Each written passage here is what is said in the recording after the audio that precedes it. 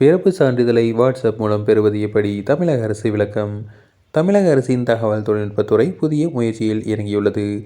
தற்போது வரை பிறப்பு மற்றும் இறப்பு சான்றிதழ்களை பெற வேண்டுமெனில் அரசு அலுவலகங்கள் மற்றும் மருத்துவமனைகளை தேடி செல்ல வேண்டும். இனி யாரும் அப்படி அலைய தேவையில்லை. பிறப்பு மற்றும் இறப்பு சான்றிதழ்களை எளிதாக வாட்ஸ்அப்பிலேயே பெறலாம். பொதுமக்களின் நேரத்தை மிச்சப்படுத்தவும் அவர்களுக்கான சேவையை விரைந்து வழங்கிடவும் தமிழக அரசு வாட்ஸ்அப் நிறுவனத்துடன் கைகோர்த்திருக்கிறது.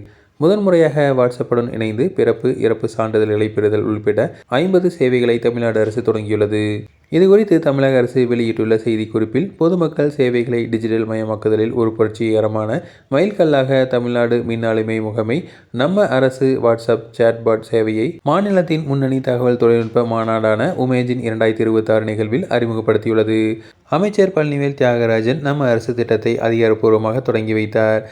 இந்த நிகழ்வில் மெட்டா இந்தியா நிறுவனத்தின் தலைவர் மற்றும் மேலாண்மை இயக்குனர் அருண் ஸ்ரீனிவாஸ் உள்ளிட்டோர் கலந்து கொண்டனர்.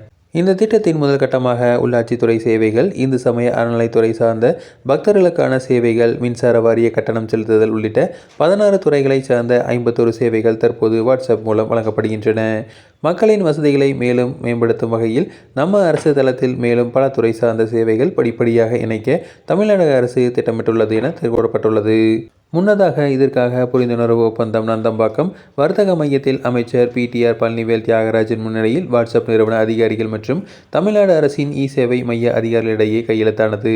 தமிழ்நாடு அரசின் வருவாய்த்துறை சார்ந்த சான்றிதழ்களை 7845252525 என்ற வாட்ஸ்அப் எண்ணிற்கு குறுஞ்செய்தி அனுப்பி பெறலாம் என மெட்டா நிறுவனத்தின் இந்திய தலைவர் அருண் ஸ்ரீனிவாஸ் தெரிவித்துள்ளார்.